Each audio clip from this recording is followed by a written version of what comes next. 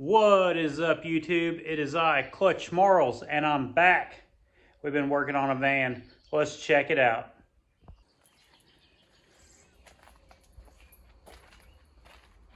I got most of the inside gutted. We still have to remove all that. We got a little bit on the passenger side. Got the carpet pulled out. Got the battery box in. Gonna try putting it there. We'll see if that's a bad decision. I might hit it with my legs. I got a passenger seat in here.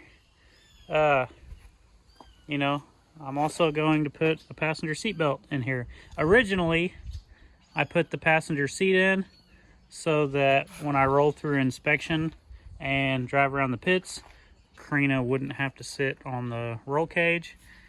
And then I was like, you know what, let's put a seat belt in there, and if I'm feeling froggy, if the show's looking like it's not gonna be horrible, maybe I'll throw her in there with me. Maybe I'll just rent the passenger seat out. You know, $100 ride passenger with clutch. Like, you guys might think that's a lot, but when you think about it, you're getting a one-of-a-kind personal concert, because I like to sing. So, surprisingly, with all this stuff taken out of it, it still runs and drives. I know a lot of people are saying to put my simplified harness on it. It's gut and go class. I believe the rules state no simplified harnesses. I'll have to call and get that clarified, but it's coming together. Got my cage bars here. We've already got donut tires on the back. My front tires are being built, so we'll probably this weekend I'll slap the cage in, and it's gonna be the same as the last one. It's gonna start up here at the dash, come back seat bar, back up. On this one, I'm probably gonna run a bar up the middle or a ratchet strap. Just give me something kind of help hold me in the seat. So yeah, battery box is in, the cage is ready to go in, fuel cell is sitting in the garage ready to go in.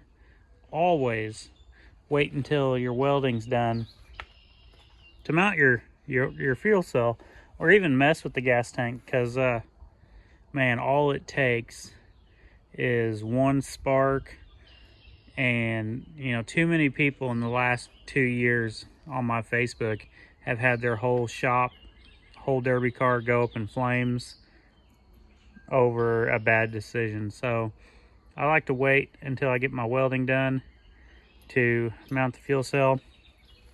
But once we get that done, we will be able to mount the front bumper. Once we get the front bumper mounted, we're 9 wiring all the doors. So yeah, it's kind of a gut and go. I guess it is a gut and go, but slap a cage in it, 9 wire the doors, battery box, and we're pretty much done. So in between building the van, I'm still stripping cars.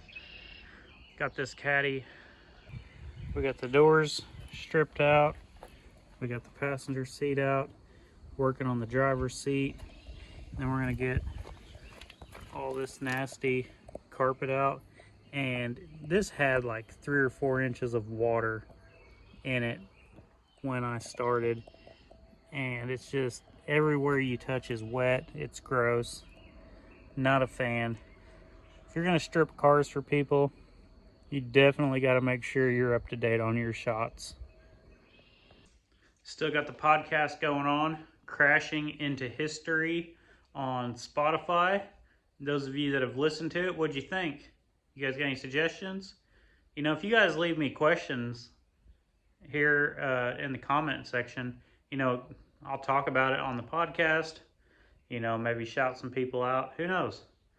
Maybe I'll start filming it and having like a visual podcast that we can throw up here on YouTube. It's just so much editing between everything. But so for the van,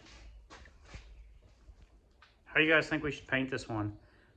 I got black and yellow on the driver's door for a TikTok I did. I'm kind of digging the black and yellow, maybe half and half. I don't know. I currently got one door bar in, so that leaves the back seat and the other door bar.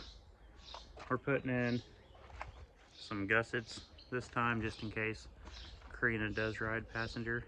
I want her side to at least be safer than mine. So hit like, hit subscribe, tell your friends. Check out my website, clutchmarlesmotorsports.com. Check out the podcast, Crashing into History on Spotify. Here we go.